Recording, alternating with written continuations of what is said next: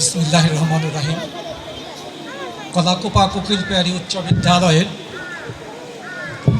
2023 শিক্ষাবর্ষের পুরস্কার বিতরণী অনুষ্ঠান ও ফলাফল ঘোষণার অনুষ্ঠানের সম্মানিত সভাপতি উপস্থিত আছেন। আমাদের জন্য অনুকরণীয় ব্যক্তিত্ব, বিশেষ করে তোমাদের জন্য অনুকরণীয় ব্যক্তিত্ব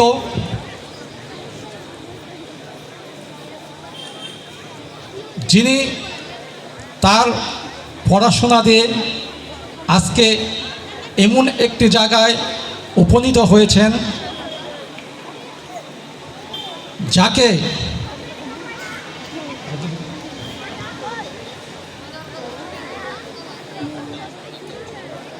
যিনি তার পড়াশোনার দ্বারাই আজকে এমন একটি অবস্থানে উপনীত হয়েছেন।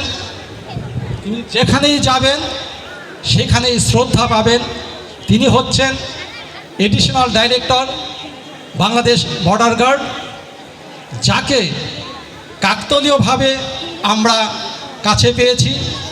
এই জন্য তার প্রতি আমি আমার কৃতজ্ঞতা প্রকাশ করছি, ধন্যবাদ জানাচ্ছি। আজকের অনুষ্ঠানে উপস্থিত আছেন অত্র বিদ্যালয়ের প্রাক্তন শিক্ষক, আমার শ্রদ্ধেয় শিক্ষাগুরু, যাকে আমি পিতৃতুল্য শ্রদ্ধা করি, বীর মুক্তিযোদ্ধা খন্দকার নাসিরউদ্দিন পান্নু ভাই।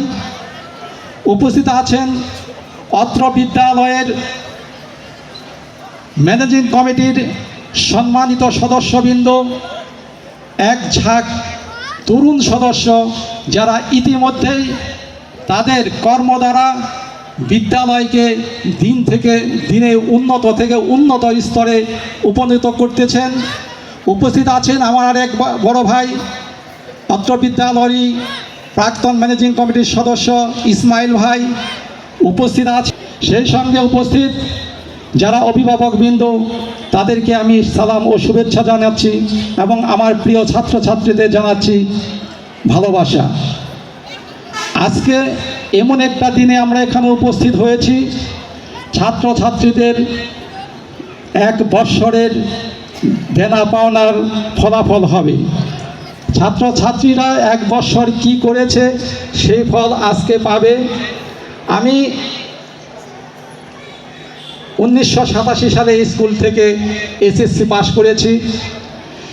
স্কুল থেকে পাশ করার পর আমার ভাই খন্দকার শামসুল আলম পোকরাজ ভাইয়ের মাধ্যমেই আরও বেশি এই স্কুলের সাথে আমি সম্পৃক্ত হয়েছি, কারণ এই উন্নয়ন কাজগুলি বেশিরভাগই ভাইজানের যে অবকাঠামোগত উন্নয়ন, সেই উন্নয়নগুলি আমার হাত দিয়ে হয়েছে।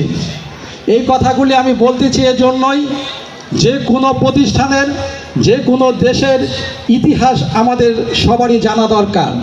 আমরা যখন এই বিদ্যালয়ে পড়তাম 1987 সালে, যখন আকাশে মেঘ হতো, মেঘ সাজতো, আমরা সবাই ভয় পেতাম, এই বুঝি ঝড় আসলো, এই বুঝি টিন শেডের ঘরটা ভেঙে পড়ে যাবে। এইরকম অবস্থা ছিল যে স্কুলে যে ছুটি দিয়ে দেবে সেই অবস্থাও নাই, কারণ রাস্তায় গিয়ে আমরা ঝড়ের কবলে পড়ব, সেই ভয়ে ছুটিও শিক্ষকরা দিতে পারতো না। আবার স্কুলে রাখাটাও সেফ মনে করতো না। খুব একটা আতঙ্কজনক অবস্থায় আমরা সময় কাটাতাম।